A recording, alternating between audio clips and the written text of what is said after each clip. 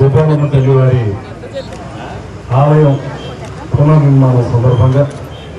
ఈ కార్యక్రమంలో పాల్పంచుకుంటున్నటువంటి పెద్దలు, మాజీ శాసనసభ్యులు, ప్రస్తుతం skill development corporation chairman Shri Sesharao గారికి, గోపవరం గ్రామం చుట్టుపక్కల ప్రాంతాలకు చేసినటువంటి భక్త జన సందోహం అందరికీ, అదేవిధంగా ముఖ్యంగా ఈ క్రతువుని అత్యద్భుతంగా నిర్వహిస్తున్నటువంటి 50 మంది వేద ఉచ్చారణతోటి కార్యక్రమం నిర్వహిస్తున్నటువంటి పురోహితులు అందరికీ ప్రత్యేకమైనటువంటి నమస్కారాలు తెలియజేస్తూ, ఈ ప్రాంతంలో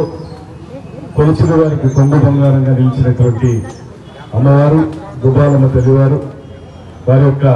ఆలయం పునర్నిర్మాణం చేసుకోవాలనేటువంటి ఆలోచనతోటి ఈ ప్రాంతంలో అనేక పర్యాయాలు వచ్చినప్పుడు భక్తులందరూ కోరటం,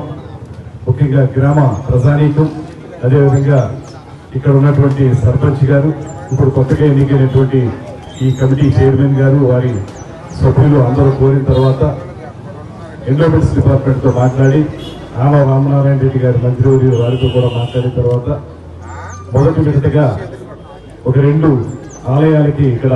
నిధులు సమకూర్చడం జరిగింది. అందులో ఇక్కడ ఒక 60 లక్షల రూపాయలతోటి గోపాలమ్మ తల్లి వారి ఆలయ నిర్మాణం చేసుకోవడం, అదేవిధంగా అన్నవరపాళ్ళు వెంకటేశ్వర స్వామి వారి ఆలయానికి 2 కోట్ల రూపాయలు, ఇక సర్వీసుగూడెంలో 10 లక్షల రూపాయలు, ఓటీపాదికి మొత్తంగా ప్రస్తుతానికి మొదటి విడతలో ఇది.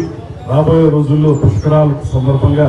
అనేక ఆలయాలను అభివృద్ధి చేయడానికి కూడా ఇప్పటికే విజ్ఞాపన పత్రాలని ముఖ్యమంత్రి వర్యులకి, ఉప ముఖ్యమంత్రి వర్యులకి, అదేవిధంగా దేవాదాయ శాఖ మంత్రి వర్యులకి ఇవ్వడం జరిగింది. త్వరలోనే ప్రతిమ ఆలయాలన్నింటికీ కూడా తప్పనిసరిగా వాటి జీర్ణోద్ధరణ కానీ లేకపోతే ఇతరత్ర పునర్నిర్మాణ కార్యం చేపట్టడానికి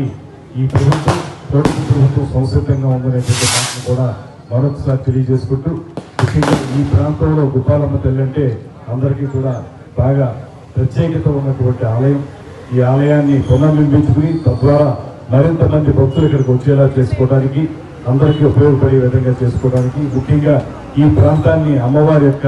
కరుణా కటాక్ష వీక్షణాలతోటి పూర్తిగా శ్రేయస్కరంగా నిలబెట్టడానికి ఈ ఆలయ పునర్నిర్మాణం చాలా ఉపయోగపడుతుందనేటువంటి మాటను మనస్ఫూర్తిగా నమ్ముతూ ఈ కార్యక్రమంలో పాల్పంచుకుని ఖచ్చితంగా ముహూర్తం సమయానికి ఇక్కడ మేము ఉండగలిగేలాగా, నేను కానీ శేషారావు గారు కానీ ఇక్కడ ఉండగలిగేలాగా అమ్మవారే మమ్మల్ని పంపించారనేటువంటి మాటలు కూడా తెలియజేసుకుంటూ చాలా